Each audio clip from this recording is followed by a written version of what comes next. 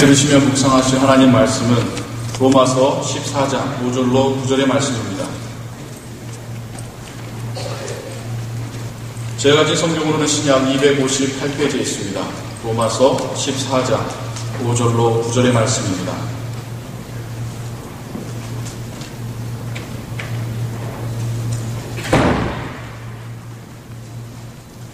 저와 여러분들이 한 구절씩 번갈아 읽으시고 마지막 구절은 함께 읽도록 하겠습니다. 혹은 이 날을 전날보다 낮게 여기고 혹은 모든 날을 같게 여기나니 각각 자기 마음에 확정할지니라. 나를 주의 여기는 자도 주를 위하여 주의 여기고 먹는 자도 주를 위하여 먹으니 이는 하나님께 감사하며 먹지 않는 자도 주를 위하여 먹지 아니하며 하나님께 감사합니다. 우리 중에 누구든지 자기를 위하여 사는 자가 없고 자기를 위하여 죽는 자도 없도다. 우리가 살아도 주를 위하여 살고 죽어도 주를 위하여 죽나니 그러므로 사나 죽으나 우리가 주의 것이로다.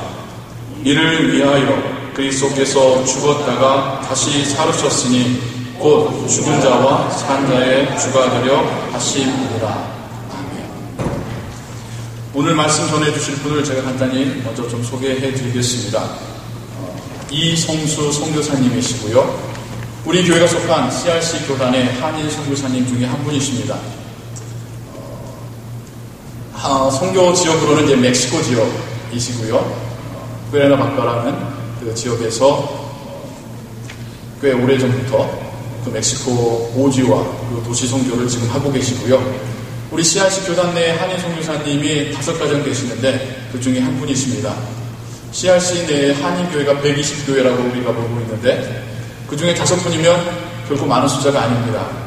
그거는 한인분들이 선교사로 자원하지 않아서가 아니라 그만큼 교단에서 해외로 보내시는 선교사님을 퀄리파이하는 그런 과정이나 스탠다드가 매우 높기 때문에 많은 분들이 지원하시지만 교단에서 필요로 하고 또한 교단이 원하는 그 스탠다드에 맞는 분들이 많지 않아서 또한 적은 것 같습니다. 그냥 귀한 분이라는 의미이고요. 또한 올해부터 저희 교회가 함께 후원하고 이제는 동역하는 관계가 되었습니다. 작년에 약 저를 포함해서 5분이 그곳에 가서 함께 사역도 하고 함께 선교사님 가정분께서도 묻기도 하고 또한 그곳의 교회와 하시는 사역들을 함께 보고 돕고 온 적이 있습니다. 오늘 모든 가족들이 함께 오셔서 제가 너무나도 기쁘고요. 여러분들과 함께 우리가 함께 후원하시고 동역하시는 선교사님 가정에 대한 좋은 기억과 많은 인상들 받으셨으면 좋겠고요. 오늘 또한 선교사님의 삶과 사역과 비전에 대해서 나누실 때에 선교사님 개인의 이야기가 아니라 그럼 하나님은 나에게 어떤 은혜를 주시려고 원하는가 라는 그런 생각을 가지고 귀한 말씀을 들으시고 하나님께 영광 돌리시기 바랍니다. 이성수 선교사님 나오실 때 우리 박수로 환영하도록 하겠습니다. 나오시기에 앞서서 쉽게 얼굴 안 보여주시고 준비하시는 영상이 하나 있습니다. 선교사님이 어떻게 사역을 하시는지에 대한 준비된 영상인데요. 같이 먼저 보도록 하겠습니다.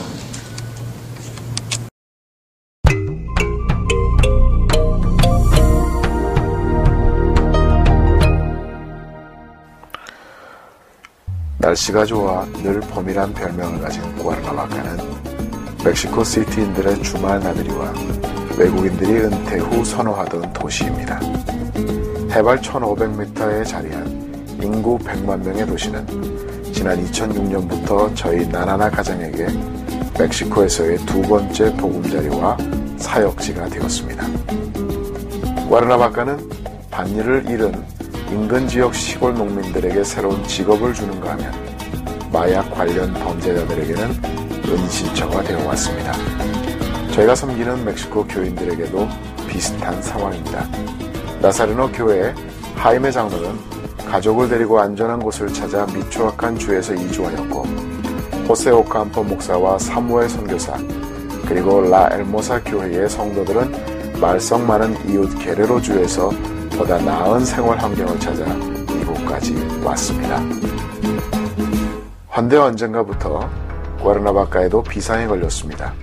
멕시코 정부가 마약과의 전쟁을 선포한 이후 계속 뉴스에 거론되기 시작하였습니다. 수많은 사건으로 인하여 점차 살기 힘든 곳이라는 소문이 돌기 시작하였습니다. 사실 꾸아르나바카가 앓고 있는 이런 사회 문제는 결국 가정에서 비롯된 것이라 봅니다. 건강한 자녀 교육이 없어 빚어진 결과인 것이지요. 시편 기자는 우리 모두가 기묘하게 지음을 받았다고 찬양하는데 교회 밖에서는 말할 것 없고 심지어 교회 내에서도 어떻게 자녀 교육을 해야 할지 가르침이 없어 주일학교가 매우 빈약합니다. 아이들이 부모 손잡고 교회 출석은 하나 성경과는 거리가 먼 삶을 만들어가고 있습니다. 빠르게는 13살부터 어린 학생들이 원치 않는 싱글맘이 되는 경우가 허다하게 일어납니다. 저희 아이들 초등학교만 봐도 아이들의 가정 환경은 60% 이상이 결손 가정이랍니다. 한두 번의 이혼은 전혀 거리낌 없이 행해지는 것을 목격합니다. 나는 누구일까라는 질문을 스스로 던져보셨나요? 그동안 저희가 애쓴 사역은 자기 발견과 영적 자존감을 세워주는데 그 기본 목적을 두었습니다. 작은 교회 지도자들을 멘토링하며 교회 교육 프로그램을 제공하기도 하였습니다. 2009년부터 하나님의 형상 회복을 주제로 5번의 내적 치유 세미나를 인도하였으며 212명이 그동안 은혜를 누렸습니다. 그들은 동남부 지역 칸쿤, 타바스코, 베라크루스, 북부 시날로아, 아과스칼리엔테스, 미초아칸, 그리고 중부 지역 과나후아토, 멕시코시티, 꾸아르나바카에서 참석하였습니다.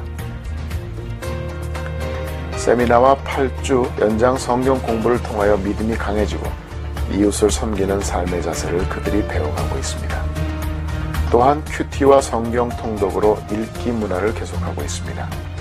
1년 평균 책 2권도 채 못 읽는 국민이라기에 읽기와 친숙치는 못하지만 성경과 벗대는 새 문화를 만들어내고 있습니다. 변화를 말하는 것입니다. 하나님이 주일 교회에서만 말씀하시는 것이 아니라 매일 아침마다 말씀하시는 분이라는 새로운 인식을 생활화하고 있습니다. 게다가 성경을 전체적으로 읽기도 하였습니다. 90일로 작정했다가 비록 10개월이 걸리기는 하였지만 11명이 성경 일독을 완주하였습니다. 낯설던 성경이 이제는 친숙한 동반자가 되어갑니다. 알바 릴리아 자매는 저희가 공들인 사역의 열매 중 하나입니다. 2009년 제1기 내적 치유 세미나에 참석하여 하나님과 관계를 회복할 뿐 아니라 엄마로서 자존감을 되찾았습니다. 돈 벌겠다고 4년 동안 미국을 찾았다가 오히려 딸과 인연을 끊을 뻔하였던 자매는 딸과 막혔던 마음의 대화를 회복하였습니다. 2번 이혼모로서 인생을 실패하여 힘들긴 하지만 성경 일독을 마치기까지 무던한 노력을 하고 있습니다. 3남매를 영적으로 키우려고 큐티하며 하나님의 마음을 배워갑니다. 또한 제자 훈련을 통하여 하나님의 불쌍히 여기시는 마음을 갖고 내적 치유 사역을 섬기기도 합니다. 앞으로 저희는 수많은 알바 릴리아를 만나고자 합니다. 구겨진 인생을 활짝 피고 잃어버린 영적 신분을 회복하며 결국 서로를 돌아보는 아름다운 그리스도의 공동체들을 세우고자 합니다. 저희 나나나 가정과 더불어 멕시코를 기도와 재정으로 품어주시고 아울러 여러분의 삶의 현장에서 만나는 모든 라티노 이웃들의 어깨를 토닥여 주시기를 부탁드립니다. 축복합니다.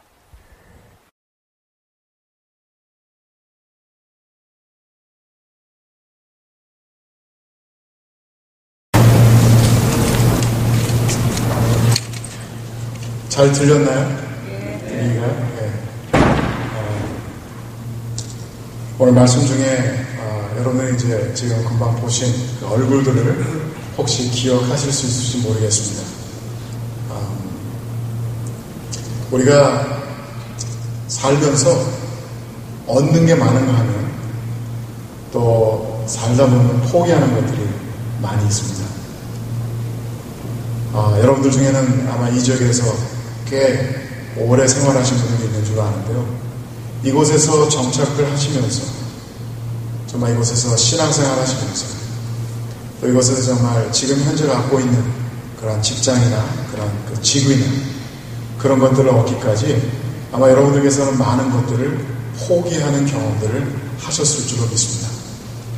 물론 그 포기하는 것들이 좋은 것일 수 있기도 하지만 또 정말 쓰라린 그런 포기의 경험이 있으셨는지 모르겠습니다. 오늘 저는 말씀을 가지고서 전 그러한 것을 좀 한번 생각해 보는 시간을 갖기를 원합니다. 저는 선교사의 삶을 살면서 포기해야 하는 것들이 여럿이 있었습니다. 특히 이제 저는 그 미국에 올 때마다 LA 지역을 항상 찾게 되고요. 그곳에서 몇 달 동안 지내게 되는데 3년 전인가요? 제가 정말 아주 보기 드문 그런 경험을 한 적이 있습니다. 여기서 여러분들이 선호하는 자동차 그 브랜드는 뭔가요? 모델이 뭔가요? 어떤 차를 정말 이렇게 멋있게 끌고 다니고 싶으신가요? 네? 저는 설교자가 아니라 저는 멕시코에서 제가 하는 일이 가르치는 자이기 때문에 이제 대화식으로 합니다.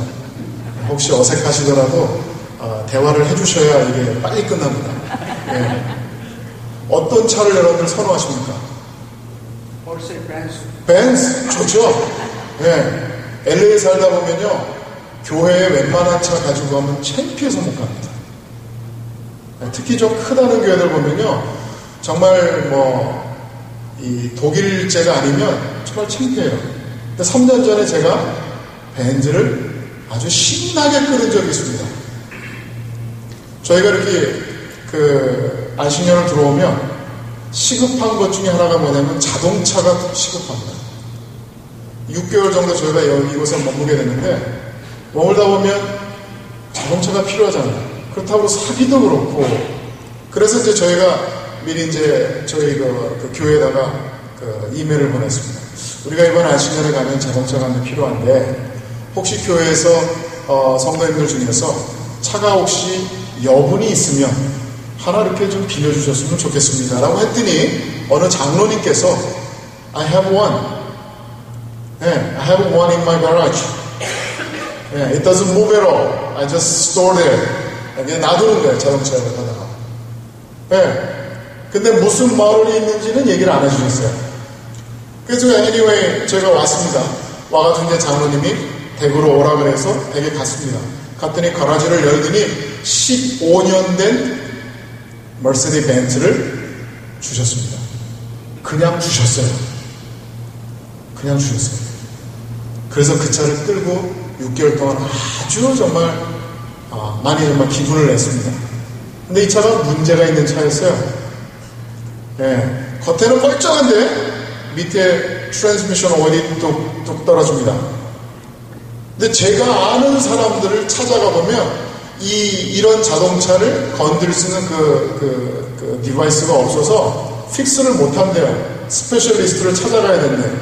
그러면 돈이 좀 더 올라갑니다. anyway, 그래가지고는 고치자니 돈이 들고 이렇고 저거 해가지고는 저거 그냥 끌고 다녔습니다. 근데 제일 힘들었던 거는 뭐냐면 교회에 갈 때마다 Are you missionary? 머세디 벤츠를 끌고 다니는 미셔너리? 이런 이야기를 하는 겁니다. 제가 오늘 아침에 3시간을 운전해서 여기 왔는데 생각해 보세요. 제가 머세디 벤츠를 오늘 끌고 왔다라고 생각하시면 여러분들 어떻게 리액을 하시겠습니까? 어떤 반응을 보이시겠습니까? 선교사가 되면서 물론 우리 박목사님도 비슷한 케이스시겠지만 선교사가 되면서 포기해야 하는 것들 중에 하나가 무엇이냐면 바로 물질에 대한 것입니다. 소유하는 것이 있습니다. 이것을 포기했습니다. 저희가 지금 멕시코에 있은 지 12년째 되는데요. 12년째 되면서 매 3년마다 저희가 안식년을 들어오면 하나씩 무엇을 포기했는지 하나님이 저에게 보여주십니다. 첫 3년째 됐을 때 저희가 안식년 들어왔는데 그때 하나님이 가르쳐 주신 것은 소유하는 것을 포기하는 것을 가르쳤습니다. 그때만 해도 저도 미국 생활에 꽤나 물들어 있던 사람이었기 때문에 제 아내도 마찬가지였지만 뭐 조그만 집에 살다가 조금 더 큰 집, 조금 더 큰 집, 조금 더 큰 집, 처음에는 작은 차 끌고 다니다가 조금 더 큰 차, 괜찮은 차, 브랜드네임 있는 차 이런 거를 끌고 다니는 것에 꽤나 익숙해져 있었어요. 근데 멕시코에 있다가 3년째 들어왔는데 제 친구들이 지난 3년 동안 그런 것들이 많이 바뀌었더라고요. 저는 아파트에 살던 친구들이 집을 오해가지고 크게 살고 있어요. 자동차가 커졌어요. 저희는 자동차가 없어서 6개월 동안 자동차가 없어서 막 빌려 타고 다니는 그러고 있었는데 친구들이 그러고 다녔습니다. 은근히 불화가 나더라고요. 이거 아니잖아 그랬어요. 하나님께 불만을 했습니다. 그러고는 그냥 돌아갔어요. 그런 마음을 가지고 돌아갔습니다. 6년째 돼서 돌아왔을 때 하나님이 가르쳐 주신 게 바로 그거였어요. 근데 그때쯤에 저희가 멕시코에서 어떤 일들이 있었냐면 3번이나 도둑을 맞았습니다. 저희 집이 2번이나 도둑이 들어와서 이제 강도를 당했고요. 그리고 자동차가 한번 샘스 클럽에 갔는데 들어가서 쇼핑하고 나와보니까 자동차 문이 열려 있어요. 그래서 내가 안 그랬는데 보니까 뭐 웬만한 거 다 없어졌습니다. 이 3번을 경험을 하고 나니까 갖고 있는 것에 대한 애착심이 많이 사라졌습니다. 멕시칸들이 흔히 그런 경우가 되면은 뭐 이런 익스프레션을 쓰는데요. 이럽니다. 주인이 바뀐 것 뿐이야. 체인지 오브 오너십이었어요. 그럼 그냥 넘어가는 겁니다. 여러분들이 이제까지 생활해 오시면서 무엇을 포기하는 경험들을 하셨습니까? 저는 오늘 읽은 이 본문 말씀에서 그런 것들을 우리에게 이야기하고 있지 않나 하는 그러한 생각이 들었습니다. 바울이 말하고자 하는 오늘 이 본문에서는요, 특히 5절하고 6절에 그런 말씀을 하고 있는데, 혹은 이날을 전날보다 낫게 여기고, 혹은 모든 날을 같게 여기나니, 각각 자기 마음에 확정할 자, 마음 먹기 달렸다는 것이죠.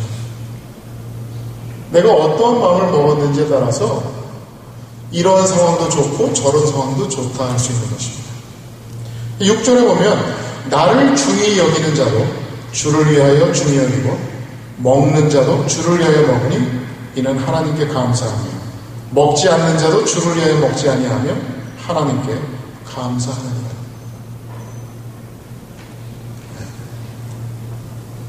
먹을 게 많아서 감사하는 자가 있는가 하면 먹을 것이 없어서 감사하는 자들이 있습니다. 금식하는 자들이 바로 그런 경우죠. 먹을 것이 있음에도 불구하고 안 먹겠다고 마음을 먹었기 때문에 안 먹는 그 자체로 감사할 수 있다는 것입니다. 우리가 어떤 결정을 내릴 때에는 항상 포기하는 마음이 동반됩니다.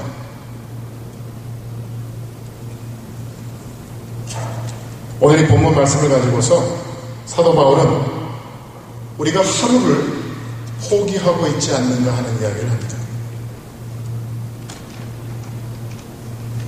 혹시 이날 여러분들이 이날을 기법하려고 하는 그런 마음의 자세를 갖고 계시지 않습니까? 뭐 오늘 하루 그냥 늘 똑같은 날 혹시 이런 생각 갖고 하루를 맞이하지 않으시나요? 혹시 먹는 것에 대해서, 입는 것에 대해서, 잠자리에 대해서 등한시하는 그런 마음을 갖고 계시지 않나요? 의식주를 등한시하지는 않으시나요? 다시 말해서 사도 바울의 말은 바로 이것입니다. 감사하는 것을 포기하지 않고 있나요?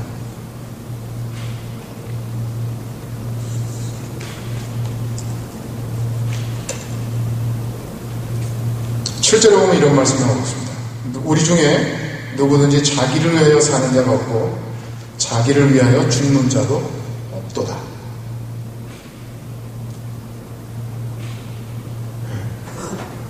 여러분들은 누구를 위해서 사시나요?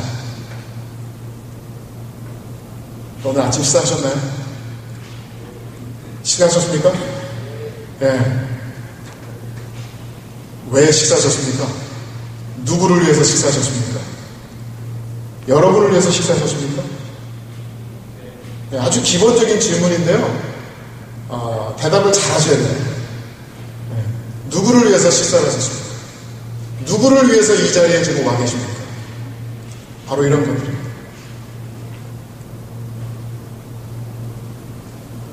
우리는 흔히 우리 스스로를 위해서 모든 행동을 한다라고 스스로 믿고 또 그렇게 생활에 임하고 있습니다. 나를 위해서 모든 것이 존재한다라고도 생각합니다. 근데 오늘 저는 그 사도 바울의 말씀을 통해서 과연 그럴까 하는 그런 그 질문을 한번 던져보기를 원합니다. 특히 오늘 7절에 사도 바울은 이 말을 합니다. 우리 중에라는 말을 해요. 우리 중에 누구든지 자기를 위해서 사는 자도 없고 또 자기를 위하여 죽는 자도 없다라고 합니다. 우리 중에 그런 자가 없다라고 말을 해요. 로마서 14장에는요 그런 말을 하고 있어요. 먹는 것에 대해서 시험을 받는 자들이 있습니다. 내가 잘 먹어도 시험 받고 안 먹어도 시험 받고 선교지에 있다 보면 그런 경우들을 많이 하게 됩니다. 저희가 멕시코에 도착해서 처음 먹었던 음식 중에 하나가 뭐냐면 거북이 음식이었어요. 거북이를 이 민물에서 잡아가지고 그거를 난도질을 해서 그냥 우리 그 닭죽 끓이는 것처럼 그렇게 그냥 그 수프를 만들어서 저희한테 줬어요. 이거 까만 그 점 있는 게 다 보였습니다. 그리고 비린내가 얼마나 나는지 몰라요. 그거를 해준 사람의 마음을 보면 먹어야 되겠습니까? 안 먹어야 되겠습니까? 먹어야죠. 근데 여러분 같으면 드시겠습니까? 안 드시겠습니까? 장로님 드시겠습니까? 드시죠? 어쩔 수 없는 상황이 되면 먹어야 됩니다. 그렇죠? 그런데 냄새가 콜콜 납니다. 비린내가 얼마나 나는지 몰라요. 얘기를 안 해도 이거는 거북이라는 것이 티가 납니다. 이거는 먹어야 은혜가 되는 판인데요. 저는 도저히 못 먹겠는 거예요. 못 먹겠는 거예요. 그래도 먹는 신용을 했습니다. 안 넘어갑니다. 안 넘어가죠, 이게. 이따 교회에서 점심 뭐 주실지 모르겠지만, 안 넘어가죠. 그래도 감사했던 것이 저희 아이들이 그때 아주 어렸다는 것입니다. 감이 잡히시나요? 네. 먹는 척 하면서 고기 덩어리를 테이블 밑으로 빼서 아이들한테 줬습니다. 열심히 먹더라고요. 그래서 저희 아이들이 지금 얼마나 건강해 보이는지 몰라요. 네, 우리 아이들이 아직까지 여태까지 그걸 알았는지 모르겠는데. 네. 여간 그때 저희가 먹어서 현지인들은 좋아했고요. 저는 안 먹어서 좋아했습니다. 이래저래 감사한 상황이 됐죠. 바로 이런 것을 이야기를 하는 것이에요. 여러분들에게 주어진 상황을 통해서 누군가 기뻐해야 됩니다. 먹던 안 먹던 누군가 기뻐해야 돼요. 사도 바울이 말하는 것은 바로 그 이후에 8절 9절에서 이야기하는데요. 주께서 기뻐하는 일이 있어야 된다는 것입니다. 근데 만약에 우리 아이들이 안 먹을 거라고 제가 알았더라면 그걸 어떻게 했었겠습니까? 제가 꾸역꾸역 먹었어야죠. 그것이 하나님이 기뻐하시는 일이라면 먹었어야죠.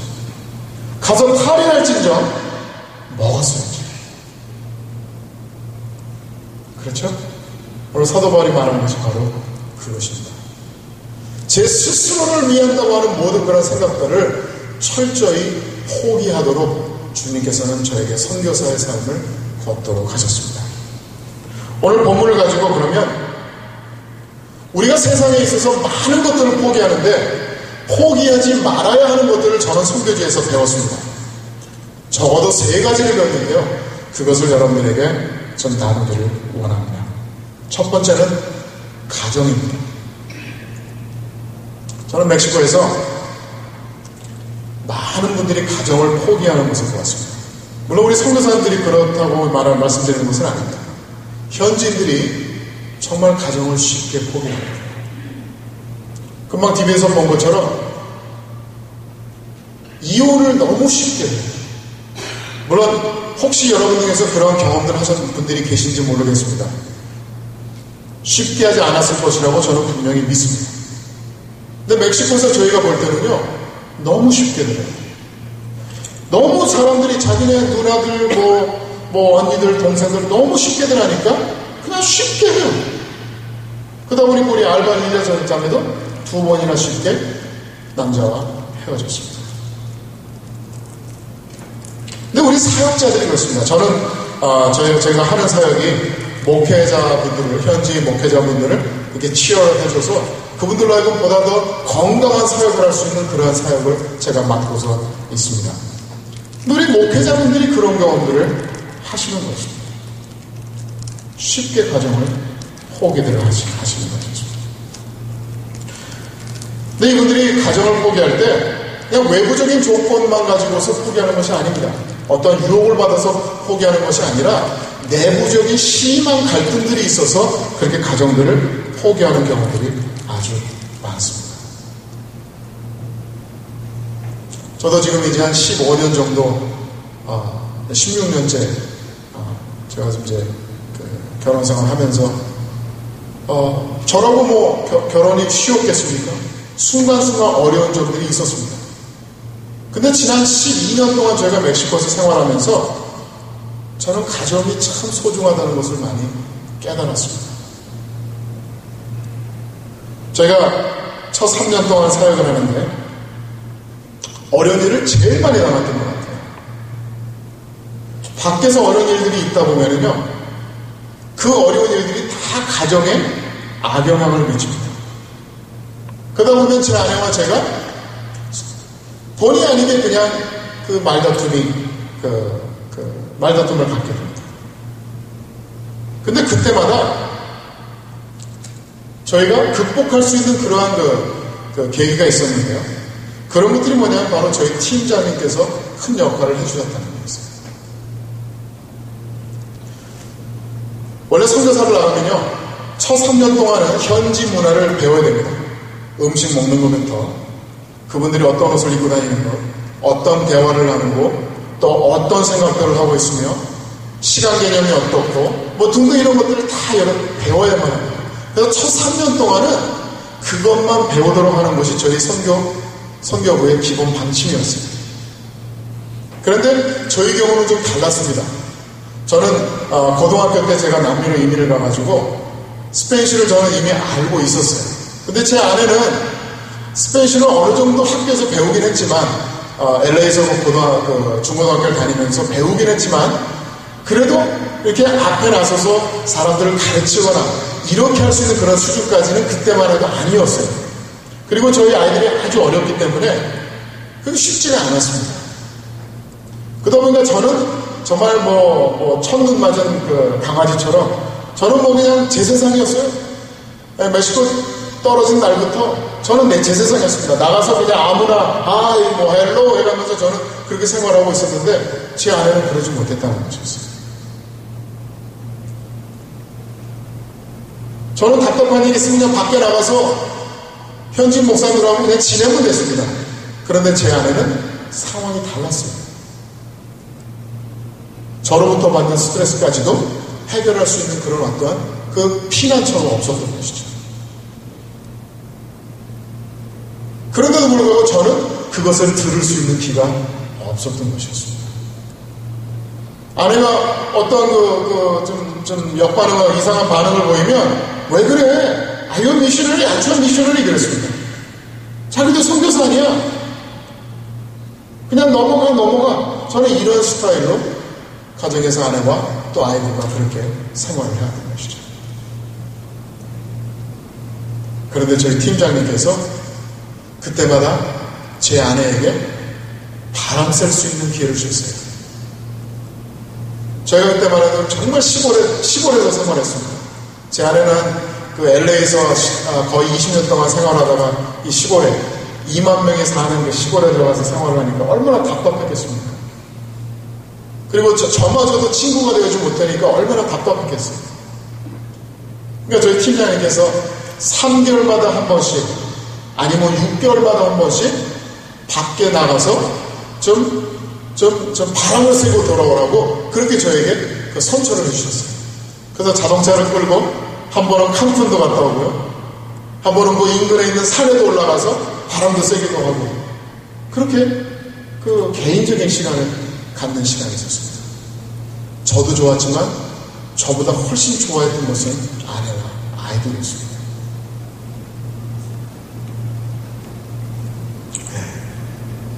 혹시 여러분들이 선교지를 다니시면서 골프 하시는 선교사님을 만나본지 뵈신 적이 있는지 모르겠습니다. 물론 맨날 골프장에 나가면 안 되겠지만 가끔 가다가 그렇게 바람 쐬러 나가는 그런 스포츠식으로 이렇게 하신다면 저는 장려하고 싶습니다. 그런데 가서 스트레스를 풀고 들어와야 사역이 훨씬 더 정말 순활하게 그렇게 할 수 있기 때문입니다. 저는 이러한 경험들을 하면서 가정이 정말 소중합니다. 왜냐면요, 가정을 저희가 지키지 못한다면 저희는 선교를 접어야만 합니다. 거기 있을 이유가 없어요. 아니, 있을 수가 없어요. 간증이 없기 때문에 있을 수가 없습니다. 그래서 가정에 대한 소중한 마음을 갖게 되었고요. 가정사역을 해야 되겠다고 하는 그런 생각들을 갖게 됐습니다. 그래서 지금까지 저희가 뭐 많이는 못하고 있지만 조금씩 가정사역을 저희가 하게 됐습니다. 때로는 목회자들을 저희가 상담하면서 목회자들이 막 무너져가는 목회자 부부들이 있습니다. 그분들을 저희가 쉬어줍니다. 지켜줍니다. 하고 까마리라고 하는 목사님 가정이 부족하지만 저희들을 통해서 저희들이 하는 사역을 통해서 많이 그 원활한 그런 부부관계도 있고 그리고 자녀들과의 그런 관계를 세울 수가 있었습니다. 아브라함 산체스라고 하는 목사님이 계십니다. 이 목사님은 사역에 많이 몰두했던 분이세요. 그러다 보니까 가정을 좀 소홀히 여겼던 분이 있었어요. 근데 저희가 하는 어떤 세미나를 참석하신 이후에 가정이 살아나는 그러한 경험들을 하셨습니다. 베드로 구티에라스라고 하는 목사님 계십니다. 이분은 정말 100% 인디어 그쪽 네이립 그분이신데 이분은 정말 이혼의 그 문턱까지 갔습니다. 사모님이 너무나 못 참겠대요. 더 이상 이런 남자가 살 수가 없다라고 그렇게 선언까지 하는 그러한 그 지경까지 이뤘습니다. 그런데 그 목사님께서 저희에게 긴급 요청을 했습니다. 12시간 떨어진 그런 지역에서 저희가 살고 있는데 전화가 왔어요. I need your help. Can you come over here and then do something? 그래서 저희가 일부러 사역거리를 만들어가지고 버스 타고 내려갔습니다. 내려가가지고 거기서 상담을 했습니다. 그러고 나서 그 부부가 다시 그 원만한 그런 부부관계로 회복되는 그런 경험을 했습니다. 세사리오 길레라고 제가 아주 정말 거의 친동생처럼 제가 여기는 그런 현지 장로님이 있습니다. 이 형제는 1년 연중 행사했어요. 그냥 얼마나 힘들어하는지 몰라요. 한 번은 부부와 힘들어하고, 한 번은 딸하고 힘들어하고, 한 번은 둘째 딸하고 힘들어하고, 계속 그렇게 힘들어하는 경험들이 있습니다.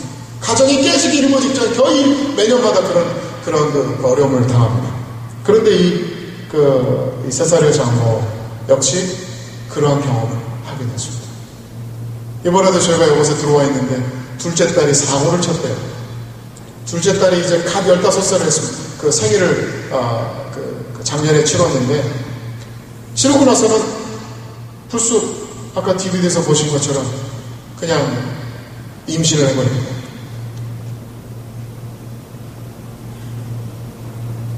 올해 지난 4월달인가요? 그냥 갑작스럽게 아이를 결혼을 시켰습니다. 이제 16살이에요. 조만간에 아이 엄마가 될 겁니다. 그 언니가 그랬어요. 근데 이번에 둘째가 그러는 거예요.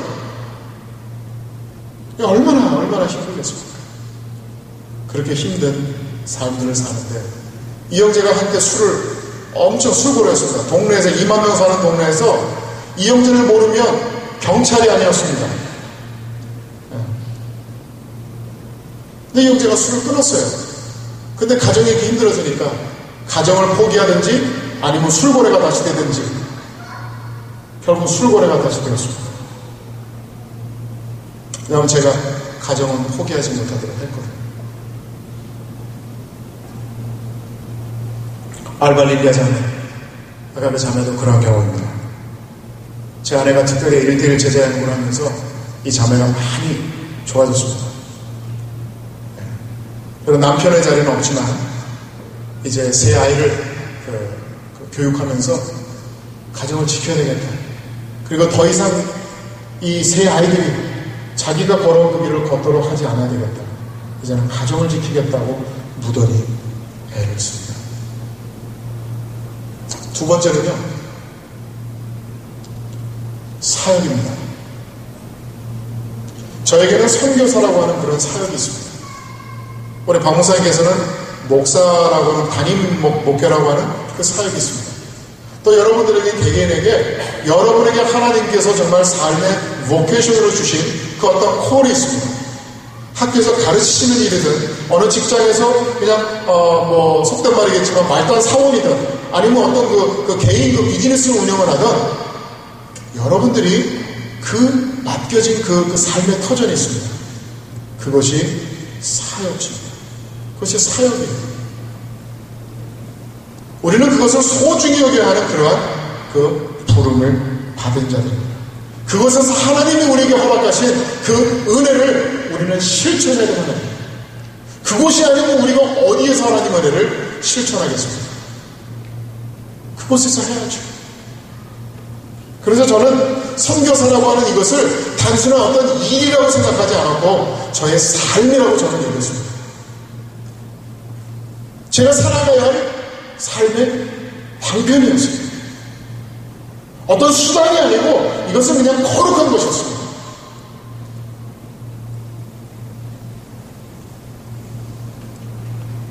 그래도 어떤 제가 신학교 다닐 때 그런 이야기를 들은 적이 있는데요. 그런 말을 하더라고요. 처음에 신학교를 들어가면 누구든지 다 목사가 된 것처럼 그냥 큰 소리를 뻑뻑 친다고. 1학년 들어가지고 아주 성경책 첫 페이지들 공부도 안 하지 않았는데 벌써 목사가 된 기분이에요. 그래서 내가 교회를 개혁하겠노라. 아주 강심하게 그냥 외치면서 이렇게 생활한다고 합니다. 근데 2학년이 지나고 3학년이 지나면서 목사가 됐던 마음에서 평신도의 마음으로 점점 바뀌어간대요. 왜냐하면 말씀을 배울수록 이게 개혁이 내가 하는 것이 아니라 하나님이 한다는 것을 알게 됩니다. 그래서 졸업할 때쯤 되면 정말 어떤 분들은 심지어는 신앙을 잃은 상태에서 졸업을 한다고 그렇게 또 이야기하는 분들도 있더라고요. 물론 그런 상황까지는 안 가지만 정말 이제는 자기를 비워가는 그러한 그 신학 과정을 우리가 경험을 하게 됩니다. 그래서 여러분들이 목사님을 이렇게 청빙할 때 되면 순한 목사님들을 많이 만나고 있을 겁니다. 바로 그런 것 때문이에요. 우리가 하는 것이 아니라 하나님이 사역을 하시기 때문이라는 것이죠. 근데 저희는 처음에 상황이 그렇지 않았습니다. 멕시코 저희 선교부에서는요 매 5년마다 우리 그 선교팀 우리 그 지역 선교팀장하고 같이 저녁 식사를 합니다. 이제 지난 5년 동안의 그 사역을 수고했노라고 저에게 이제 밥을 사주시는 거예요. 그래서 저희가 5년째 딱 됐을 때 저희 팀장님이 밥을 사주시더라고요. 그래서 너무 고마웠어요. 근데 그때 밥을 사줘서 고마웠던 그 이유보다 어떤 이야기를 저에게 해줬는데 그것 때문에 더 고마웠어요. 아까 말씀드렸던 것처럼 저는 멕시코 처음 들어갔을 때 굉장히 자신만만했습니다. 스페니쉬를 할 줄 알겠다. 남미에서 생활했겠다. 웬만큼 좀 되지 않습니까? 아까 목사님께서 굉장히 저에게 그 구름을 띄워주셨는데요. 네, 선교사가 된다는 것이 그렇게 쉽지가 않았어요. 저희 CRW 선교사가 된다는 것이. 그런데 이제 감사하게도 우리 그 캐롤린 신학교에 그 선교부 교수님이 계셨는데 선교학 교수님이 선처를 해주셨는데 저희가 쉽게 남들은 뭐 1년 내서 2년 과정을 그 훈련도 받고 뭐 등등 해야지만 이제 그 교단 선교사로 이렇게 발달이 되는데 저희는 한 3개월인가 6개월도 안 되는 그 기간이 지나고 나서 저희는 교단 선교사가 됐습니다. 근데 물론 저희 선교 교수님께서 저희가 캐롤린 신학교에서 공부하는 그 과정 2년 넘게 기간을 계속 눈여겨서 보셨던 거예요. 보시고 나서 괜찮겠다 싶으시니까 저희를 선처해 주시고 그래서 저희가 이제 선교사로서 발탁이 돼서 이제 파송을 받게 됐던 것입니다. 그래도 좀 내놓을만 하지 않겠습니까? 그렇죠? 그래서 이 현지로 딱 들어갔습니다. 들어가서 뭐 그것 말고 또 말도 하고 언어도 하고 뭐 거북이 그 국은 못 먹었지만 그래도 뭐 웬만큼은 좀 할 줄 알겠다 생각을 해서 자신만만했습니다. 그랬는데 첫 3년에서 6년 기간 동안 저희가 엄청 깨졌습니다. 정말 높은 곳들을 얼마나 하나님께서 저희를 하고 막 다져주시는지 짓밟기까지도 하시면서 그렇게 내주셨습니다. 그것을 5년째 됐을 때 밥 먹는 자리에서 저에게 말씀해 주시는 것입니다.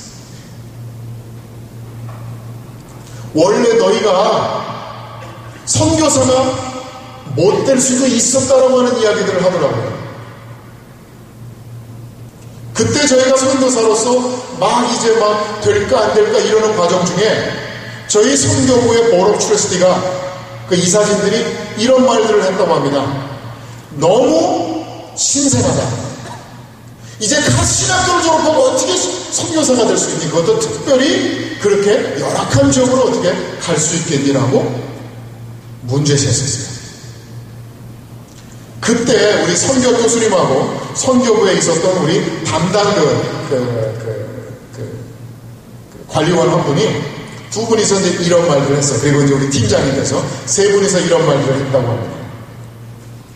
이들은 한인입니다. 한국 사람이라는 것을 인정해 줬어요. 여러분들 그거 무슨 의미인지 아십니까? 여러분들 한국인으로서 자부심이 있으십니까? 이 톨레로 여기 계시면서 여러분들 Are you proud to be Korean? 뭐 지금들은 다 아메리칸들이 되셨겠지만 네. 프라우드 하십니까? 저는 이 말 들으니까 날아가고 싶더라고요. 와, they recognize us as a Korean. 근데 이것이요, 한국인들의 어떤 점을 칭찬해줬던 건데, 부지런하다는 것을 칭찬해줬던 것입니다. 한국인은 어디 떨어져도요, 굶어 죽지 않는다는 걸 알았었던 거예요. 네, 살아남습니다, 거예요. 어디를 가든지. 이분들이 이것을 알았던 것이에요. 이런 말 해주니까 고맙지 않습니까? 저 고마웠어요. 그리고 두 번째가 이것입니다. 1.5세라는 것이 있습니다. What does that mean? 1.5세라는 것. 여러 가지 문화를 알 수 있다는 것입니다. 네. 여러 가지 문화를 알 수 있다는 것이었어요. 한인의 문화도 있지만 미국의 문화도 알 수 있다는 것이었습니다. 그것이 이분들에게 편했어요. 그리고 세 번째는 다문화권이라는 거였습니다. 이미 스페니쉬 문화를 갖고 있다는 것이었습니다. 그리고 네 번째는 이민자라는 것이었습니다. 이민자. 늘 옮겨다니는 것이 이민자죠. 이런 것들을 이야기를 해주시는 것이었어요. 그래서 우리가 선교사가 되었다는 것입니다. 감사하죠. 근데 또 한 가지가 있었습니다. 장로교회가 있습니다. 장로교. 장로교하고 우리 CRC하고 교리가 비슷하거든요.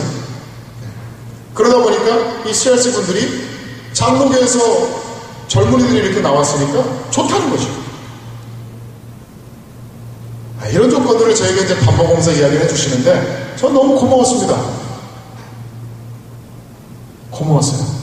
그런데 저는 똑같은 것을 믿고서 선교지에 도착을 했는데 하나님이 그것을 인정 안 해주셨다는 거죠. So what? You're Korean. So what?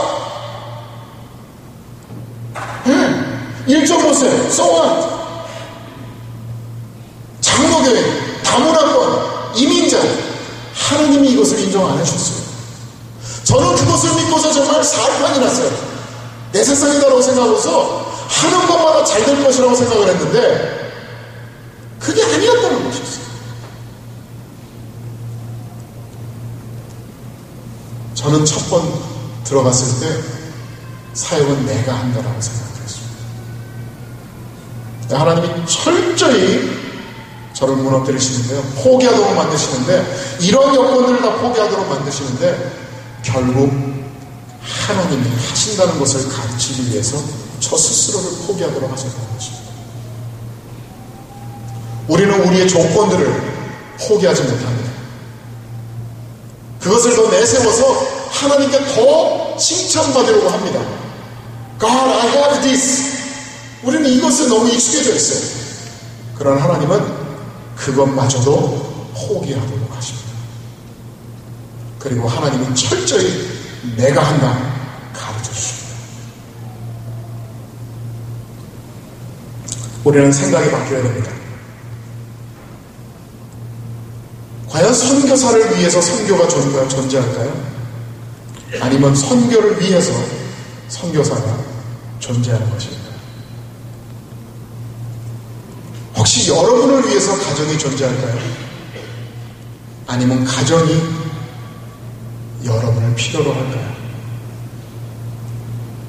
마태복음 20장에 보면 이런 비유가 있습니다. 예수님은 포도원 주인이 이른 아침, 점심, 오후, 늦은 오후 여러 시간대에 나가서 그 시장터에 나가가지고 일꾼들을 데리고 오는 그러한 그 비유가 나옵니다.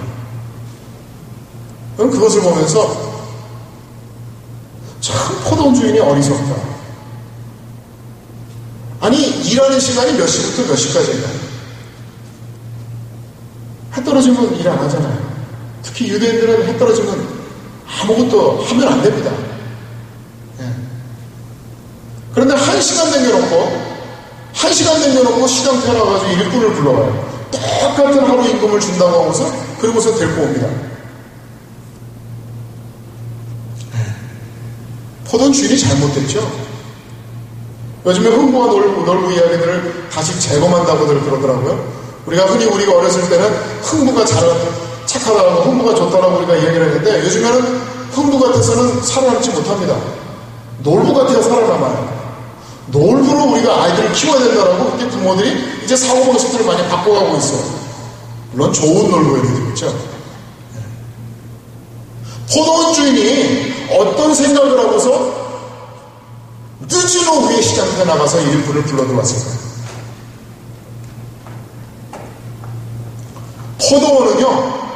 포도원 주인의 생각에 포도원을 위해서 일꾼들이 존재한다라고 생각하지 않았던 것입니다. 포도원의 존재 목적은 포도원의 일꾼들이었습니다. 포도원의 일꾼들을 위해서 포도원이 존재했던 것이에요. 우리는 생각을 바꿔야 합니다. 교회를 위해서 교인들이 존재할까요? 아니면 교인들을 위해서 하나님의 백성을 위해서 교회가 존재할까요? 생각을 바꿔야 할 필요가 있다는 거죠. 그래서 저희 선교부에서는 선교사를 고를 때, 선교사를 이렇게 발탁할 때, 훈련시킬 때 심사숙고해서 은사에 맞게 선교사를 발탁합니다. 현지에서 어떤 선교사가 필요하다고 하면 그거에서 딱 맞게 적당한 그러한 사람을 골라서 훈련시켜서 그렇게 보냅니다. 저희 교회도 사실 그렇죠. 교회가 필요한 그러한 일꾼들을 보내죠. 그런데 너무 교회를 의식하다 보면, 너무 그러다 보면 그 맞는 사람이 없어요. 그렇죠? 그래서 저희가 지금 저희 선교부에서 지금 고민하고 있는 것 중에 바로 그 숙제의 거리가 지금 바로 이것입니다. 우리가 지금 잘하고 있는 것인가, 못하고 있는 것인가. 은사대로 일을 시키는 것은 맞는데 그러다 보니까 선교사로 나가고 싶어 하는 사람들이 못 나가는 상황들이 자꾸 생기는 것입니다. 여러분들이 사역에 임할 때 중요한 것 중에 하나는 또 패션입니다. 남들이 시킨다고 무조건 해서는 안 되는 것이죠. 내가 하나님께서 주신 나의 그 열정으로 내가 임할 때 하나님이 기뻐하시는 그런 사역이 될 수 있다는 것입니다. 호세 오캄포하고 프란시스코 멜렌데스 목사님이 그러한 분들이었습니다. 이분들은 자기의 열정에 맞는 사역들을 잘 찾아서 하시는 분들이었어요. 호세 오캄포 목사님은 가르치는 사역을 잘합니다. 그래서 저는 이분을 자꾸 가르치는 자리에 자꾸 세웁니다. 근데 자기는 딴 데로 자꾸 가려고 하는데 저는 자꾸 가르치는 자리로 부릅니다. 말을 얼마나 유술하고 얼마나 잘하는지 몰라요. 물론 입술만 하는 분이 아니었어요. 이 마음으로 나오는 분이에요. 그리고 프란시스코 멜렌데스 목사님은 우리 가졌던 분들 기억하실 텐데요. 이 목사님께서는 평생을 교회 개척하는 데만 사역하셨다는 거죠. 당신 스스로 그 얘기를 합니다. 내가 40년 넘게 지금 목회 생활을 했는데 이제서야 그걸 알았다고. 왜 그렇게 교회를 세워놓으면 더 이상 자기는 뭐 재미가 없대요. 교회를 개척해놓아서 한 2, 3년 지나가면 재미가 없대요. 그래서 제가 그랬어요. 목사님이 재미있어 하시는 것은 교회 없는 곳에 교회를 세우는 것입니다. 그곳에 가서 재미가 있죠. 그냥 그분은 플랜팅하는 그 일을 패션을 갖고 있기 때문입니다. 마지막으로 세 번째 우리가 포기해서는 안 되는 그것을 저는 주일마다 특히 그것을 많이 느낍니다. 우리의 신앙입니다. 우리의 예배입니다. 우리는 예배를 포기할 수가 없습니다. 왜냐하면 예배는요, 우리가 하나님과 어떤 관계를 맺고 있는지를 표현하는 그 표현 자체이기 때문입니다. 저는 주일날 예배 앞에서 인도하거나 또 말씀을 전할 때 앉아있는 분들을 보면 한 분 한 분이 하나님과 어떤 관계를 맺고 있는지 대충 그림을 그릴 수가 있어요. 정말 궁중하는 이런 마음들이 갖고 계십니다. 그래서 이 자리를 찾는 거예요. 예배는 그런 마음으로 저희가 드렸죠. 정말 감사한 마음이 저분들에게 있구나. 예배는 감사함을 표현하는 것입니다. 그래서 우리가 그냥 대충 그냥 앉았다 일어났다 하는 것이 아니고요. 정말 우리가 최선을 다해서 하나님께 우리가 갖고 있는 것을 표현하는 것입니다. 그러려면 우리는 우리가 신앙이 어떤지를 알아야만 하죠. 저는 좀 외람된 말인지 모르겠지만 저는 좀 어려서부터 신앙생활하는 것도 좋지만 어려서 교회생활을 열심히 하다가 참 신앙을 그래도 좀 나이를 들고 참 신앙을 갖는 것도 그렇게 나쁜 것은 아니다라고 저는 믿습니다. 왜냐하면요, 신앙의 가치를 알 수 있기 때문에.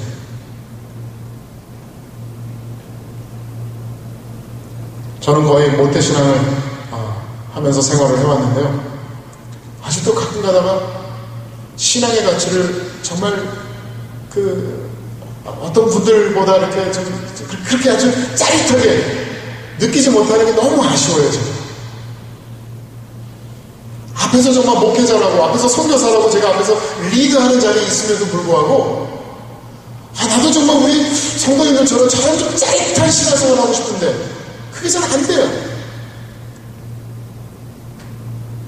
우리 성도님들 중에서 갑자기 그냥 하루아침에 담배를 끊으시는 분이 있어요. 근데 저는 그런 경우는 못했습니다. 참 담배를 안 태워봤으니까. 네. 아니, 얼마나 좋으면 그게 수십 년 피우셨던 그 담배를 끊으실 수도 있었을까? 얼마나 좋으면. 저는 멕시코에서 그런 분들을 많이 봅니다.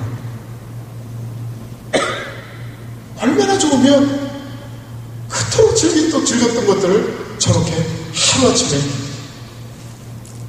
저렇게 포기할 수 있습니다. 기법할 수 있습니다. 그리고 하나님을 매달릴 수 있습니다. 신앙은 훈련입니다. 그래서 신앙은 우리가 정말 나이가 들면서 또 철도 들고 신앙도 좀 철이 드는 것 같아요. 그래서 그런 생각을 좀 해봅니다. 신앙이란 우리가 살아있는 것을 표현하는 것입니다. 그래서 우리가 하나님의 향기가 되고 하나님의 빛이 되고 하나님의 소금이 되고 정말 세상을 향해서 하나님이 하나님 되심을 정말 과감히 외치는 바로 그것이 신앙입니다. 그것을 우리가 주일날 교회에 와서 표현하는 것입니다.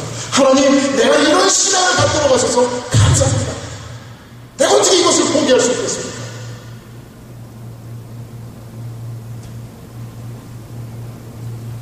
영어 표현에 이런 말들이 있죠. living이라는 말이 있고 being alive라고 하는 그 단어가 있는데 둘 다 살아있다라고 우리가 그냥 일반적으로 그렇게 표현할 수 번역을 할 수 있을 것입니다.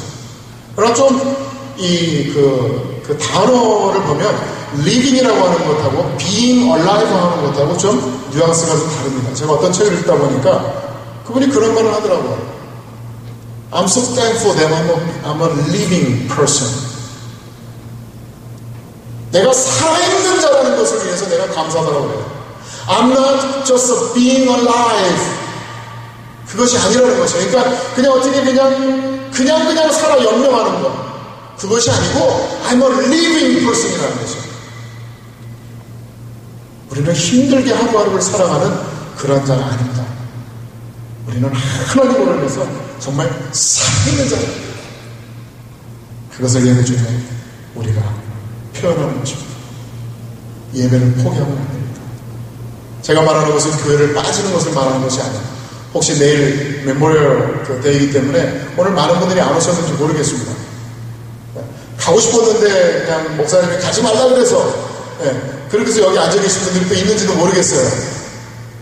저는 이것을 말하는 것이 아닙니다. 오늘 한번 빠졌다라고 그냥 크리틱 당하고 이것을 말하는 것이 아니라 우리가 정말 어디에 있든지 하나님을 심정의 삶을 통해서 예배하는 자. 그것이 바로 신앙이에요. 신앙생활은 교회 생활과 다릅니다. 교회 생활은 주일날만 할 수 있어요. 그러나 신앙생활은 우리가 매일같이 하는 것입니다. 어디가 있든지 누구가 있든지 무엇을 하든지 우리는 매일같이 신앙생활을 하고 있다는 것입니다. 어떻게 우리가 신앙생활을 포기하겠습니까? 결론을 내도록 하겠습니다.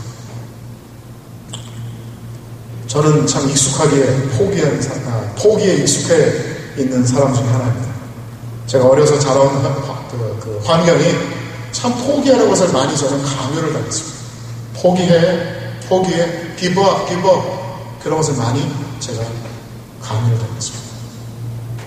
그러다 보니까 지금 어른이 돼서도 포기하는 것에 많이 익숙해져 있습니다. 좀 힘든 건 포기하고 싶어요. 좀 까다로우면 그냥 포기하고 싶어요. 그리고 다른 세컨 옵션을 찾고 싶어요. 이제까지 많은 것들을 좀 포기해 왔습니다. 그리고 앞으로 살아가면서 또 포기할 것이 얼마나 많은지 모르겠어요. 하나님이 포기하라고 그러면 당연히 포기해야지. 그러나 하나님이 포기하지 말라고 해도 환경이 그러다 보니까 포기하고 마는 것들이 너무나 많습니다. 그러나 저는 적어도 이 세 가지만큼 포기하지 않을 것입니다. 가정을 포기하지 않을 것입니다. 하나님이 저에게 주신 이 사역을 포기하지 않을 것입니다. 이 소명을 포기하지 않을 것입니다. 그리고 하나님께 예배드림을 포기하지 않을 것입니다. 여러분들 혹시 이 자리에 어떤 포기하고자 하는 그런 마음을 갖고 계시지 않으십니까? 하나님과 좀 씨름을 해보시고 하나님이 포기하지 말라고 하시면 어떠한 환경이 여러분에게 어떻게 강요를 하든지 포기하지 마시길 부탁드립니다. 특히 정말 세상이 너무 쉽게 포기하는 우리 가정, 우리에게 주어진 이 사역들, 그리고 이 믿음 포기하지 않으시는 여러분들이 되시기를 주님의 이름으로 축원드립니다. 기도하시겠습니다. 좋으신 하나님 고맙습니다. 오늘 우리 크리스천들 캘린더에 들어가면 오늘 우리 성령님이 임하신 오순절입니다. 우리 위에 임재하시고 우리로 하여금 또 한번 세상을 향해서 정말 선포하는 귀한 영을 가질 수 있도록 이날 저에게 임하시기를 간절히 바랍니다. 주님, 세상은 포기하는 것을 너무나 우리에게 강요합니다. 심지어는 크리스천 되는 것을 포기하기를 강요를 합니다. 우리 아이들이 학교에 갈 때마다 그런 강요들을 당합니다. 하나님, 그러나 우리가 어찌 당신을 포기할 수 있겠습니까? 당신이 우리를 포기하지 않으시는데 우리가 어찌 당신을 포기하겠습니까? 하나님, 세상의 구속에 우리가 몰릴지라도 당신을 포기하지 않는 그런 귀한 신앙이들이 되게 하시고 우리에게 귀하게 주신 선물, 우리 가정을 포기하지 않게 하시고 우리에게 맡겨주신 귀한 사역들, 정말 생활 터전을 그곳에서 하나님을 전할 수 있도록 또 그 자리를 포기하지 않도록 주님 저희를 세워주시기를 간절히 바랍니다.